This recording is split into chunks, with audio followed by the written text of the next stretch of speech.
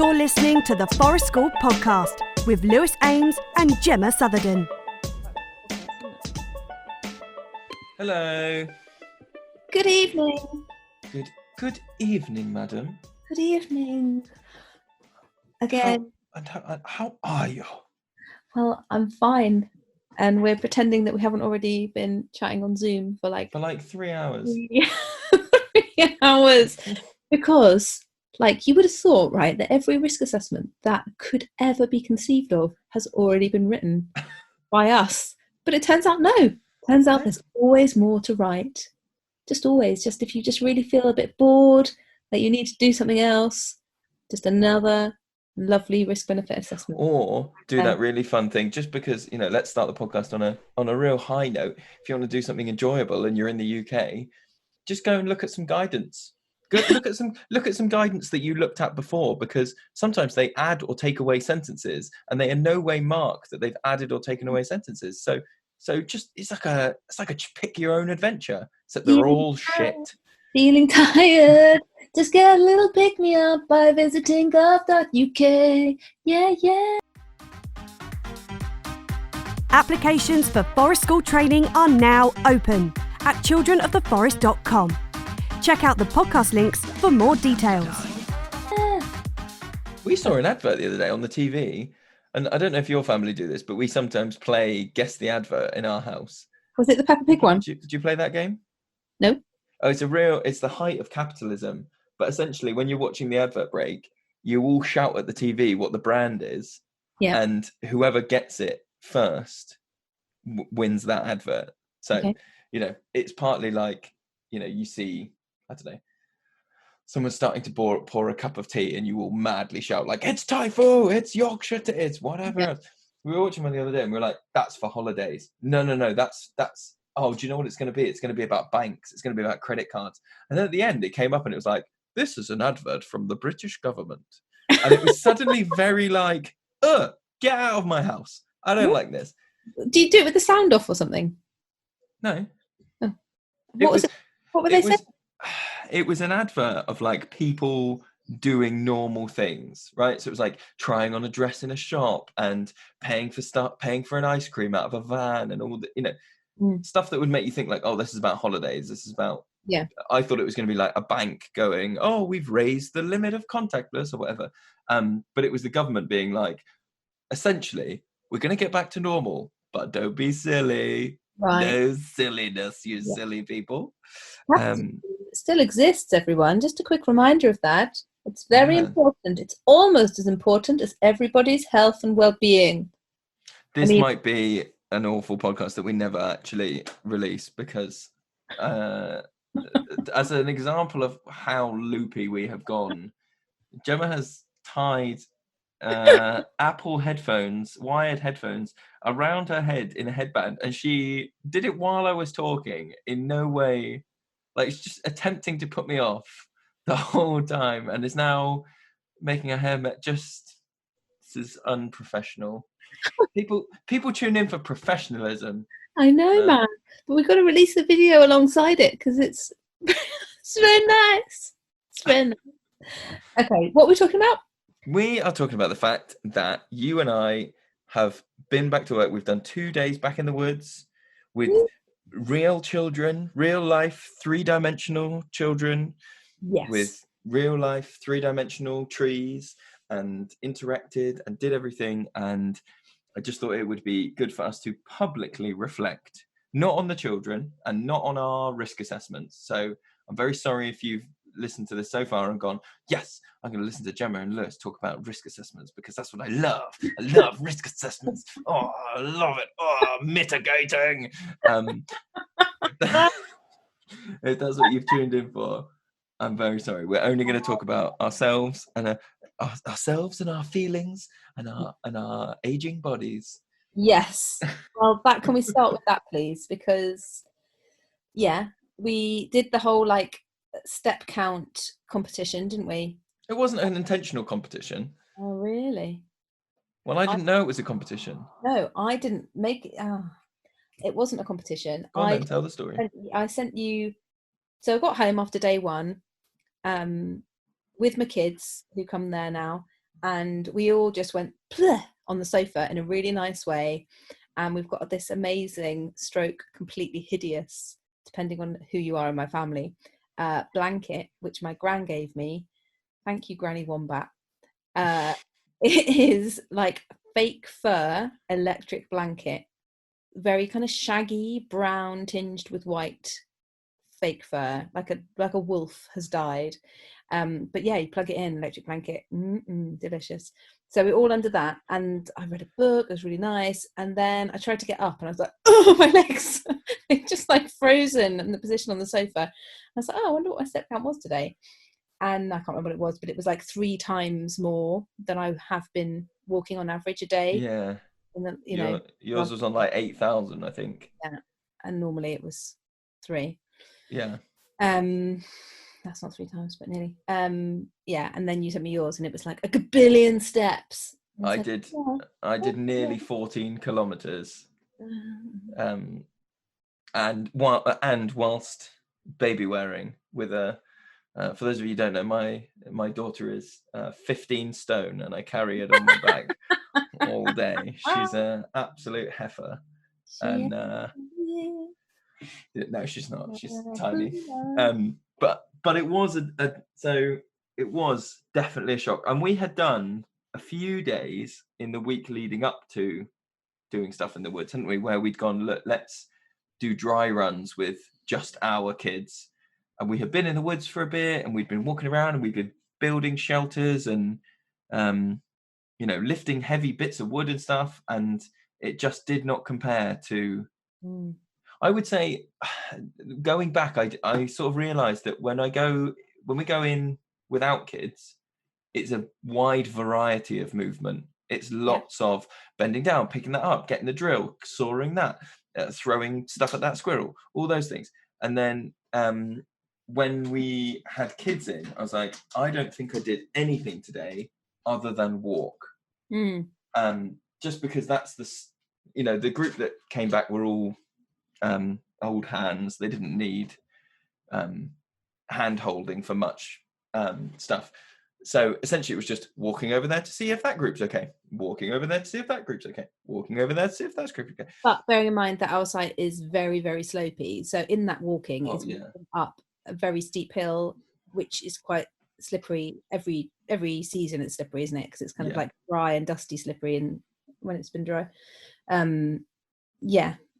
so it's like rough terrain and steep slopes, which adds to it. But my ankles were like particularly knackered. And then I don't know if you had the same thing, but then for like 3 days after, I was just so like brain tired. I slept in the morning like crazy late, really crazy late. And it took me a good few days just to recover from that 2 days back.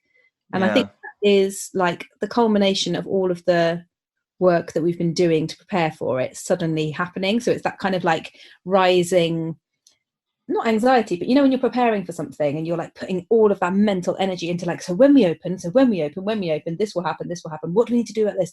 And then it happens. A bit like rehearsing a play, I guess. And then you have to finish it and you're like, well, it's a very, this is a thing that I think, and it relates wider than just Lewis and Gemma have a moan, but about being tired. But we often talk about children, and one of the most important skills we're trying to develop is like mind sight and thinking about how other people are feeling, thinking about how other people are doing.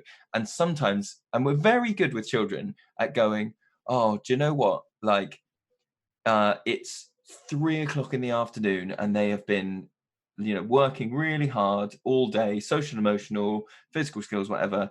And then they act irrationally or they get dysregulated at 3:00, and we go, do you know what? I completely get it. You're burnt out. I wouldn't expect you to have the fuel to use mindsight at that point, because it's a taxing skill.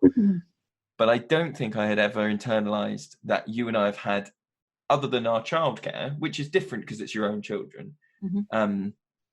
We've basically had a 3-month break from very in-depth mindsight, and going back into it and having to re-stretch to however many kids we had, and just doing Mindsight on 8 kids or 10 kids. What do we have? 8 kids. And just going, I'm trying to think about, how are you all feeling? How are you all doing? What are you all thinking about? What's going on? What's going to happen next? What happened 5 minutes ago? And trying to holy moly.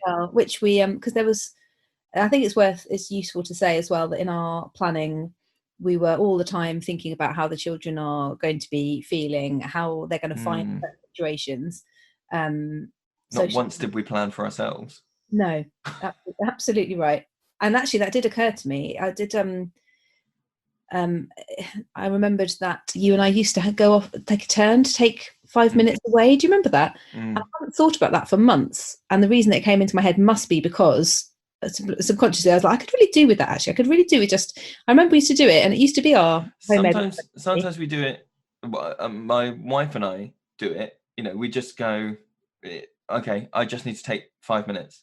I'm just going off for 5 minutes. But it's harder to do that at work. Like you say, we've done it in the past, but it's different, isn't it? Yeah. But I was going to say something else. Planning for ourselves. And also like planning for the kids socially and emotionally. And we talked about that in that podcast with John Cree that we did a while back about, any kind of adverse feelings and emotions that might be present that we need to be aware of. And so it wasn't just kind of like watching, it was like preempting, we've got that in our kind of plans for, they won't have played with other children for a long time, and they won't have had to necessarily consider another child's compromise or capitulate or exactly all of that stuff.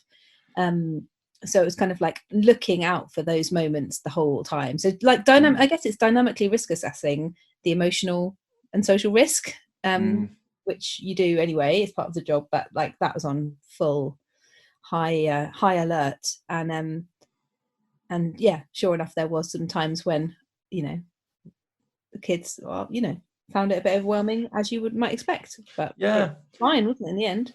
I know one of the things that I think is one saying that I hadn't realised that I would be rusty, if you'd asked me about it, like straight question, I probably would have realised that it wasn't going to happen.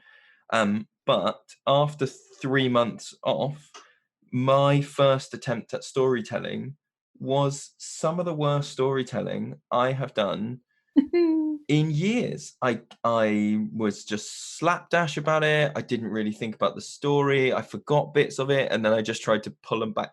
Luckily, it was a story that the group already knew, and that was intentional. That I went, I'm not going to try and do anything new. I'm just going to go, okay, this story. It's batshit mental. So it's quite entertaining and funny, but they didn't need the perfect retelling. Yeah.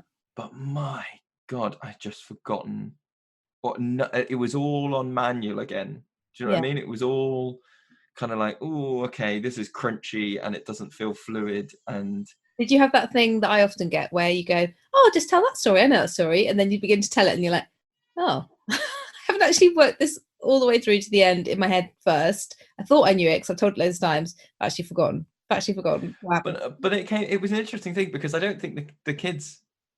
So on the second day, I did tell a story, and it was, you were there for that story, and I think that second one I did the Emperor's New Clothes, and that story I felt like went without a hitch. It was just absolutely smooth.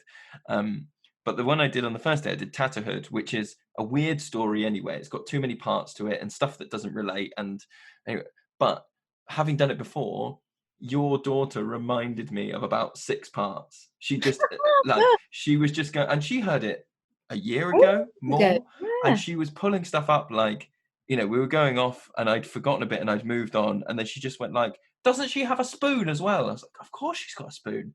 Yeah, okay. And then it became quite organic because I was stopping and going, what happens next?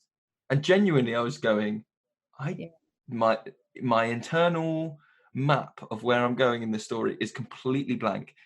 And again, your daughter was going, it's that bit next, isn't it? Or like, doesn't she go over there? And I was like, yes, good. And remembering little bits, and at least you got into your story. At least you didn't go, upon a time, a long time ago, and everyone just completely ignores you. Although I think I blame you for that because you were like story to me, like story time. I was like, okay, I'll go with that idea. Yeah, it was like I think it was. I think your mistake was that you asked if anybody was interested. You sort of didn't have your hat, right? One, you didn't have your hat, so the queue wasn't there, and you forget how big those physical queues are. True. But also, you stood up and you didn't quite get into them. If I can pick apart your storytelling, you weren't really in the middle of the group in any way. You were sort of off to the side because they'd gone onto the hammocks and you were still off a little bit by the fire. Yeah. And you quite loudly went, "Does anyone want to hear a story about?" I can't remember what you said. You must have said a cat, and it wasn't a great. It didn't hook any of them, and kind of I think even your son or your daughter, possibly one of them, looked at you, made eye contact about, "Do you want to hear a story about cat?" and then walked off, and you still went. Long time ago, and sort of you just did this little wandering route thing. It was like you were a wandering minstrel going table to table, maybe like like a mariachi person that goes table to table in a restaurant. Maybe that was my vibe with that story. I could have got out my ukulele and and done that. Maybe I'll try that next time I tell that story. Yeah, but with the hat. I think so. I think the hat was all that was missing. We've done that before, where you have played the uke in the background. There's little background music and a kalimba. That was good. Oh yeah, the kalimba. Do you know what we've done? I don't know if we've ever talked about this on the podcast. We went to Somerset Play Forum, and you and I did some storytelling workshops for loads of primary school teachers and nursery workers and stuff. And then at the end of the day, they said, "Oh, would you guys mind?" And there were loads of other workshops going on. And they said, "Would you guys mind closing out the workshop by doing a story for everyone?" And I ended up telling the story in the middle of a car park, just because you try and get adults. They'd all gone outside. They were all milling around trying to go to their car. And I just went, "Do you know what? I'm just going to absolutely shout my tits off here, and I'm going to get them hooked in a story." And I did, and it was a good story. But there was a bit in the story where there's like fire golems chasing a fox, and they start chasing it down the mountain. And I had completely forgotten that you and I had agreed that you were going to have the drum behind me and would start doing footprints. And I was telling the story, and I went, and they started chasing it, and you were directly behind me with the drum. And when you hit it, I nearly shit myself. Because it is a very loud drum, and I was like fully in the story. I was a fire golem, I was moving, and then just boom, boom. I was like, I turned around like, oh Jesus. So a tip for people listening: always agree with someone if you're going to play an instrument. We should do that again. That was a good one. It's a good story. Good story. It is a good story. Did you find anything was different doing 2 days in a row? Yeah, there was a definite so this is the first time we've done 2 days in a row with the same group, isn't it? Probably ever. It is. Except for like camping, where we do day and then another day. But this was so it was our home ed group is now 2 days a week, and it was very different.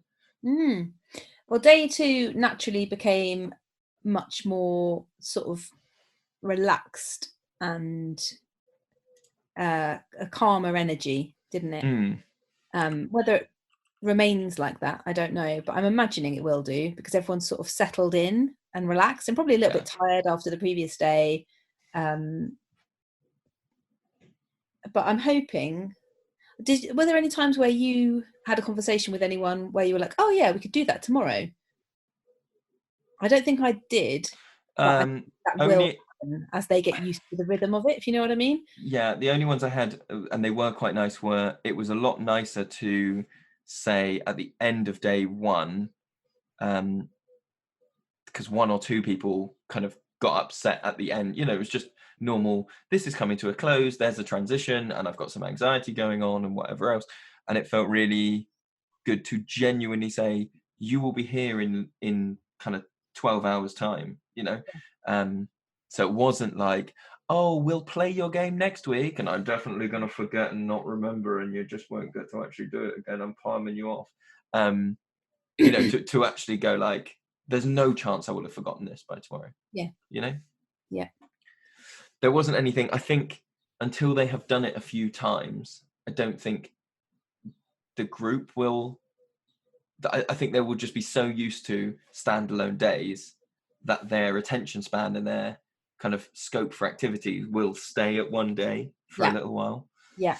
But it would be nice when they have something that really illustrates the difference, like, for example, clay work, where they come back the next day and it is really dry and hard, and ready, you know. I'm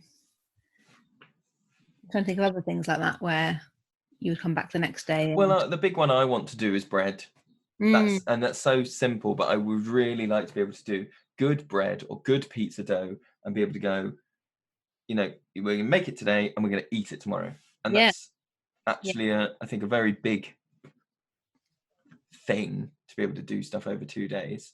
Yes. I did get home on the first day, and because equally we were all very tired, and just kind of go, what are we doing? Why are we doing it a second? You know, just so tired, physically tired. But as soon as I got to the woods and you're in the flow, it's just like, oh, okay, cool. We're just doing this again. It was interesting.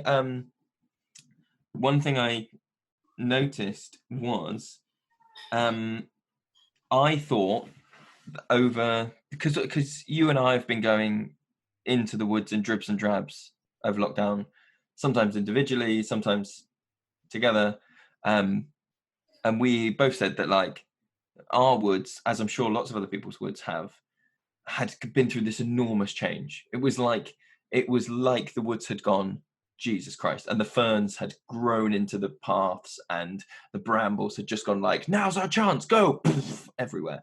And I had noticed that going in, and I was surprised actually that the children that came back didn't make much comment on that. Because to me, I would have thought like, oh, if stuff happens gradually, that's when I would expect you to miss it. Support the podcast today by becoming a Patreon member at childrenoftheforest.com. Check out the podcast links for more details. They did a little bit. But it was things that they had personal involvement with. So a couple of the kids commented on trees that they had planted. Oh, yes. Remember? So there were some trees that had really conspicuously grown and hadn't been eaten by deer and were really doing well. And some of the kids did comment on those, and then were interested to go and find all of the trees that they had planted ages ago. But also, my other thought on why there might not have been that much engagement with the forest growing is that the first need was the social. And that's also what I really like about being back and about doing 2 days, is that you kind of, it's almost like these big circles. Do you know what I mean? Like the first circle of need and engagement is going to be like massive, and it's going to extend to the whole group, the whole site, big energy, big physical movement, you know, quite sort of not concentrated attention, but wide attention and all that kind of thing. And feeling about like safety, both physical and like within the group. Do you know what I mean? Like, where's my place? Where do I feel safe? Do I feel safe? Do I feel safe with you? All that kind of stuff.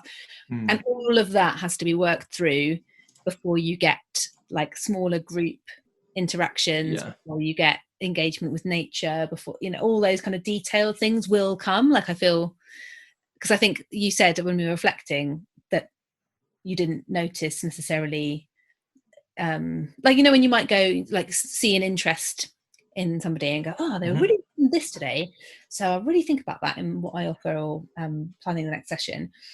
And that, so you might get a child who's like really interested in whittling, for example, or like a handicraft of some kind, and then you kind of reflecting it, oh, I didn't really see like very many of those particular sort of strands coming out. And I think that's because like that the focus is really wide right now, but I think that's completely normal and natural and good, and it will just take time.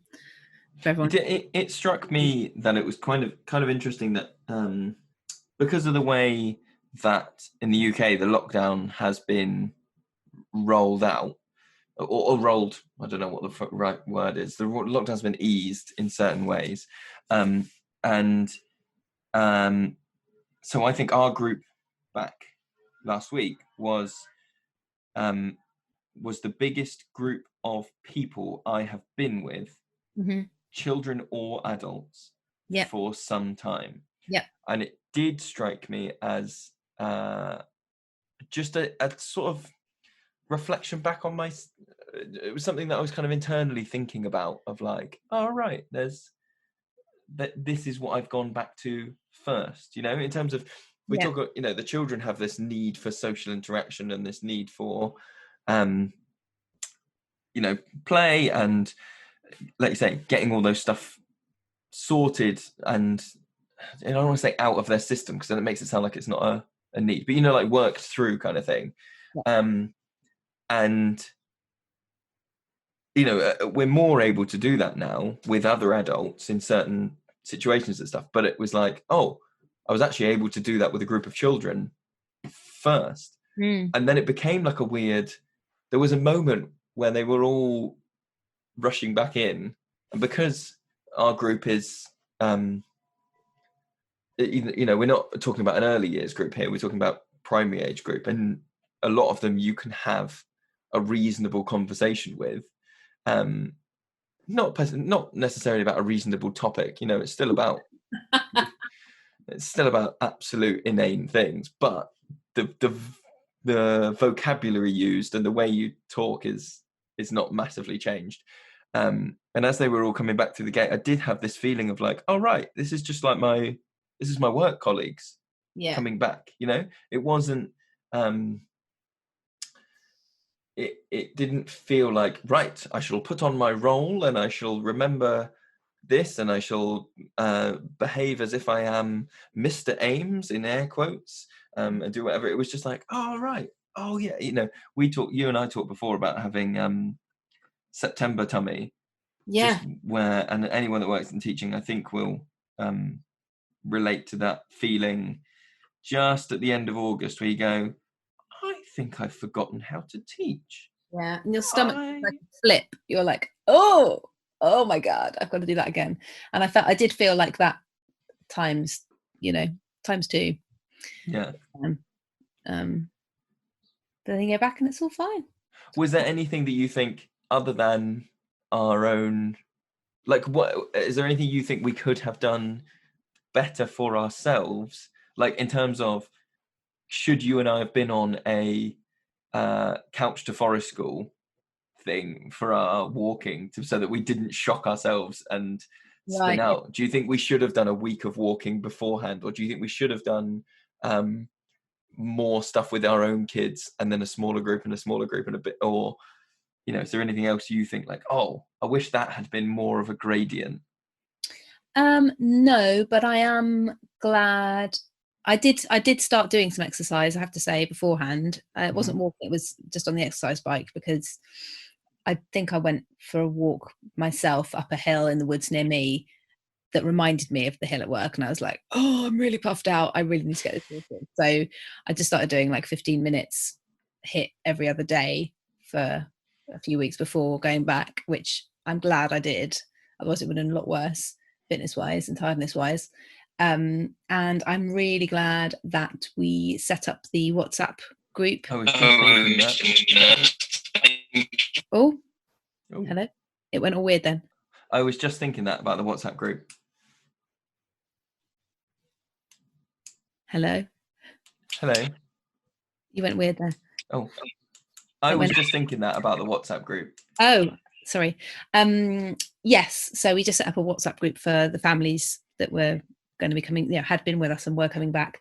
We talked about that in another podcast, didn't we? We said that was one of the things we'd done to stay in touch. Yeah, for the children to kind of share photos and videos or words with one another and stay in touch. But then in a really lovely way, it became a way for the adults to stay in touch with each other as well, didn't it?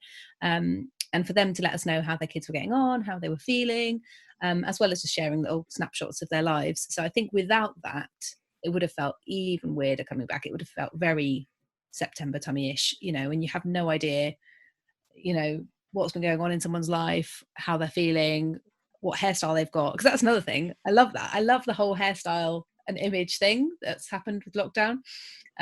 Apart from people giving themselves crazy haircuts and all that kind of schmizzle, but just going, what decisions people have made with their hair, gone, yeah, I'm going to grow it real long, or I'm going to like craft it in some crazy style. I love it. But I did my head with a straight razor. That was a mistake. Oh, exactly. There you go. Felt like a weird skin egg. It was disgusting. So I was grateful that we had done that and kept in touch that way.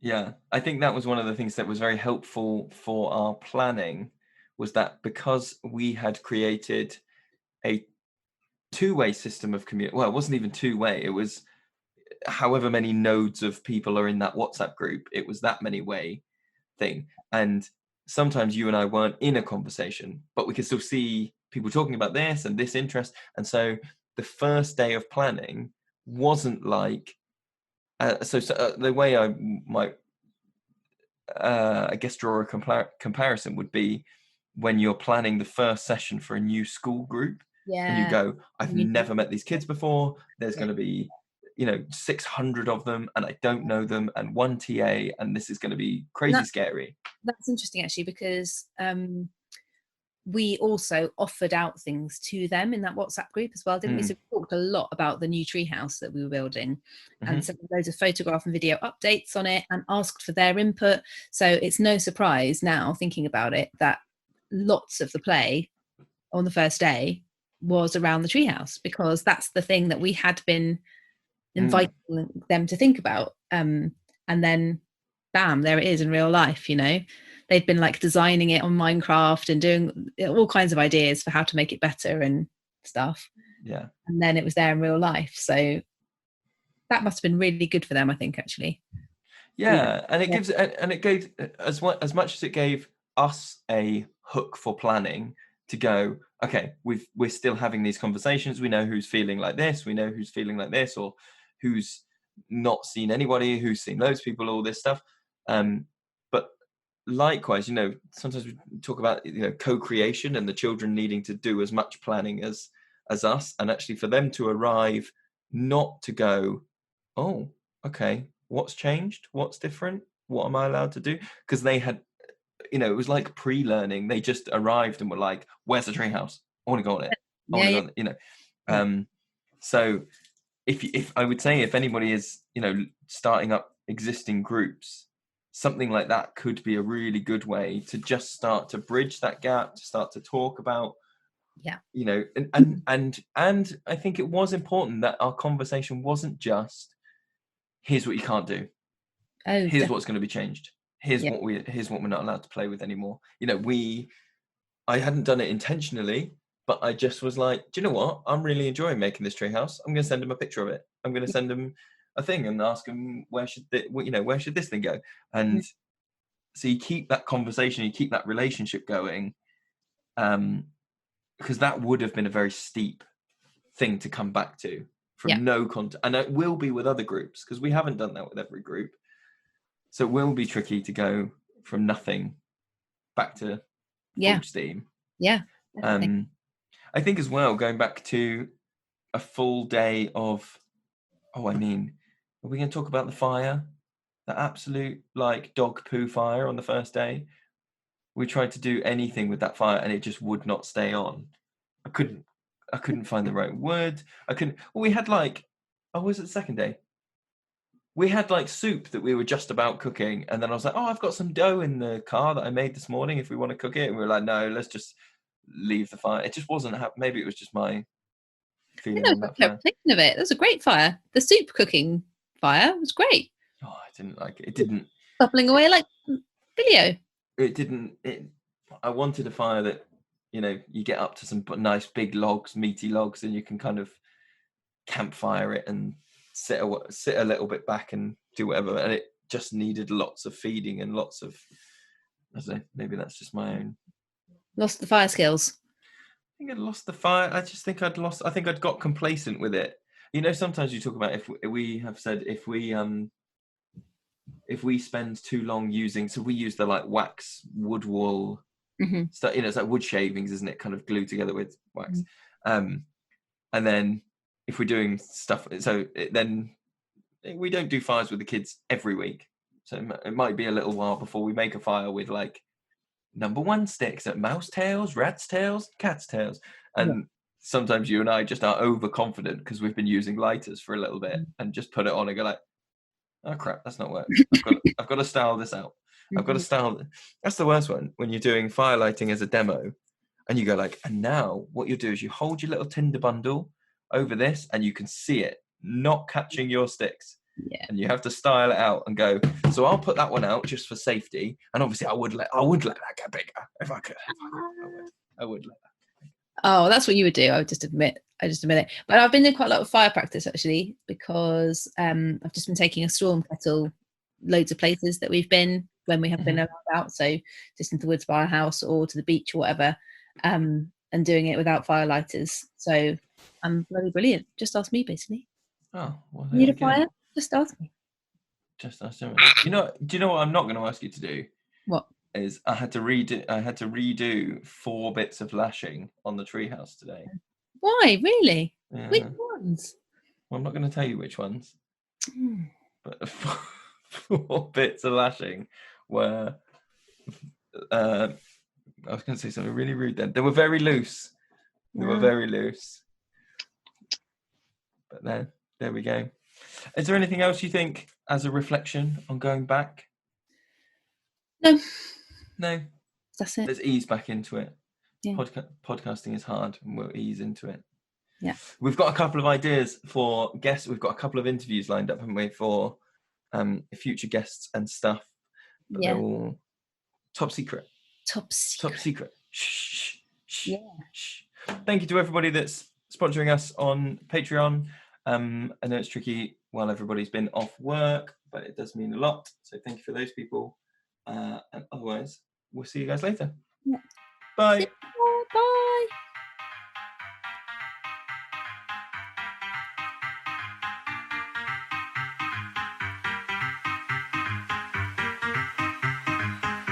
Ladies and gentlemen. If you like this podcast and want to support more episodes, you can donate through Patreon. Visit patreon.com/Children of the Forest to show your support for the Forest School podcast.